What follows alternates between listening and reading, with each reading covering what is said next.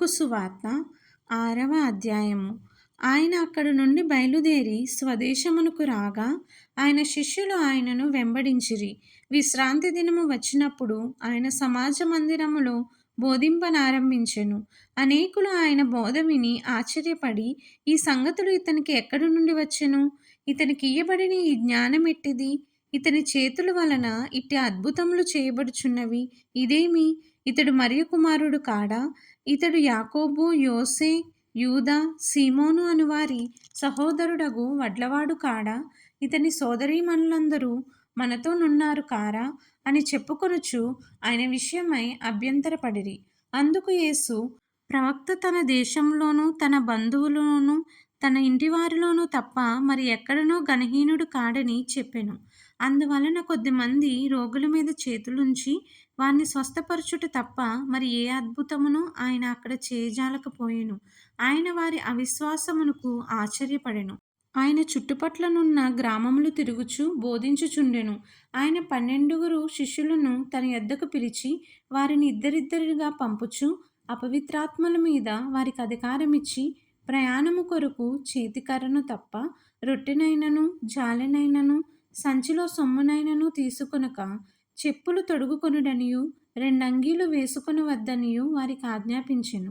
మరియు ఆయన వారితో ఇట్లనెను, మీరెక్కడ ఒక ఇంట ప్రవేశించెదరో అక్కడ నుండి మీరు బయలుదేరు వరకు ఆ ఇంటనే బస చేయుడి. ఏ స్థలమందైనను జనులు మిమ్మును చేర్చుకొనక మీ మాటలు వినకుంటే మీరక్కడ నుండి బయలుదేరినప్పుడు వారి మీద సాక్ష్యముగా ఉండుటకు మీ పాదముల క్రింద ధూళి దులిపివేయుడి. కాగా వారు బయలుదేరి మారుమనసు పొందవలెనని ప్రకటించుచు అనేక దెయ్యములు వెళ్ళగొట్టుచు నూనె రాసి అనేకులకు రోగులను స్వస్థపరచుచుండిరి.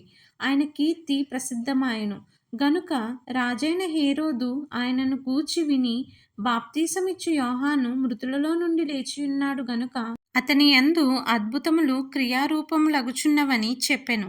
ఇతరులు ఈయన ఏలియా అనియు, మరికొందరు ఈయన ప్రవక్త అనియు, ప్రవక్తలలో ఒకని వలె ఉన్నాడనియు చెప్పుకొనుచుండిరి. అయితే హేరోదు విని, నేను తలకొట్టించిన యోహానే అతడు మృతులలో నుండి లేచియున్నాడని చెప్పెను. హేరోదు తన సహోదరుడగు ఫిలిప్పు భార్య అయిన హేరోదియను పెండ్లి చేసుకొనినందున యోహాను, నీ సహోదరుని భార్యను చేర్చుకొనుట నీకు న్యాయము కాదని హేరోదుతో చెప్పెను. గనుక ఇతడు ఆమె నిమిత్తము యోహానును పట్టి తెప్పించి చెరసాలలో బంధించి ఉండెను. హేరోదియ అతని మీద పగబట్టి అతని చంపింప కోరెను, కాని ఆమె చేత కాకపోయెను. ఎందుకనగా యోహాను నీతిమంతుడును పరిశుద్ధుడునగు మనుషుడని హేరోదు ఎరిగి అతనికి భయపడి అతని కాపాడుచూ వచ్చెను.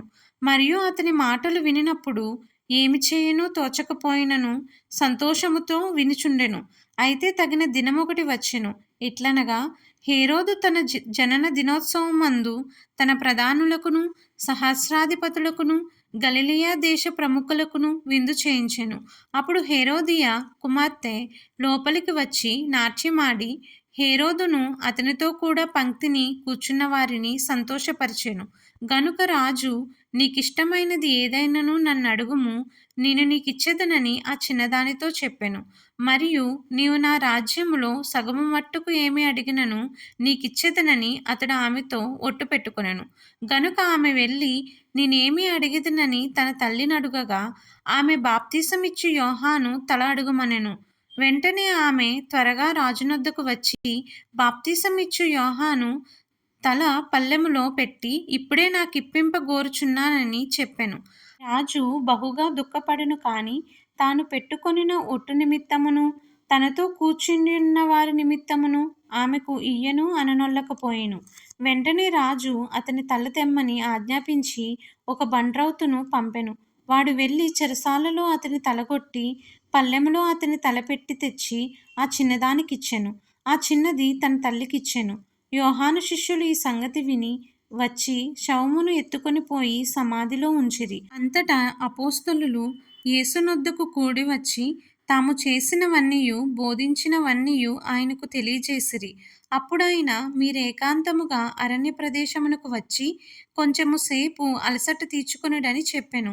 ఏలయనగా అనేకులు వచ్చుచు పోవుచూ నుండినందున భోజనము చేయుటకైనను వారికి అవకాశము లేకపోయెను.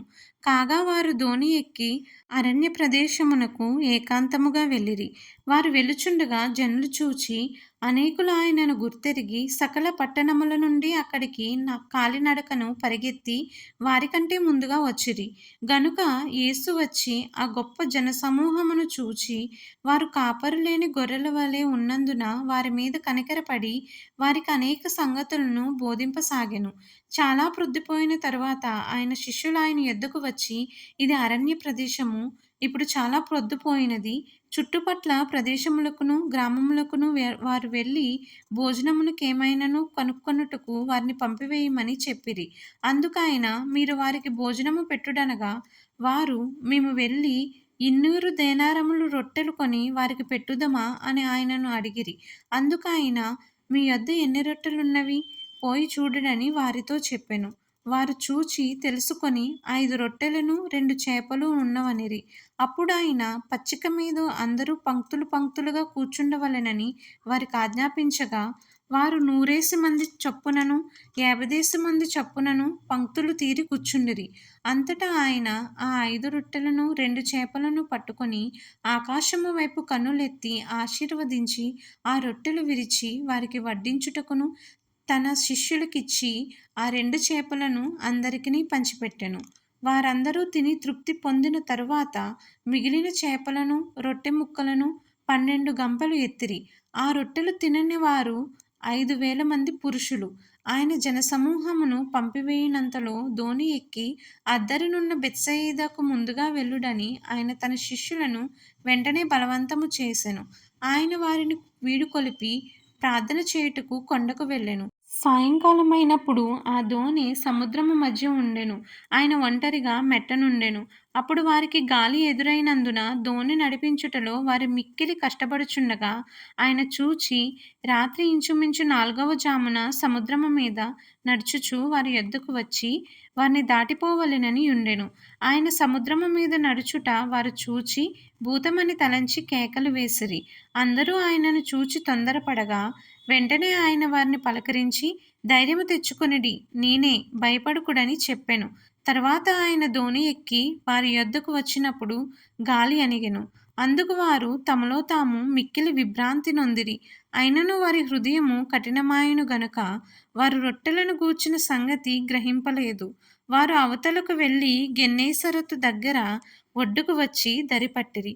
వారు దోణి దిగగానే జనులు ఆయనను గుర్తుపట్టి ఆ ప్రదేశమందంతటా పరిగెత్తుకొని పోయి ఆయన ఉన్నాడని వినిన చోటునకు రోగులను మంచముల మీద మోసుకొని వచ్చుటకు మొదలుపెట్టిరి. గ్రామంలోను, పట్టణములలోను, పల్లెటూళ్ళలోను ఆయన ఎక్కడెక్కడ ప్రవేశించునో అక్కడ జనులు రోగులను సంతవీధులలో ఉంచి వారిని ఆయన వస్త్రపు చెంగు మాత్రము ముట్టనిమ్మని ఆయనను వేడుకొనుచుండిరి. ఆయనను ముట్టిన వారందరూ స్వస్థత నొందిరి. దేవుడు ఈ పరిశుద్ధ లేఖనమును దీవించి ఆశీర్వదించునుగాక. ఆమేన్. ఈ రోజు వాక్యం విన్నారు కదా, మరికొంతమందికి వినిపించండి.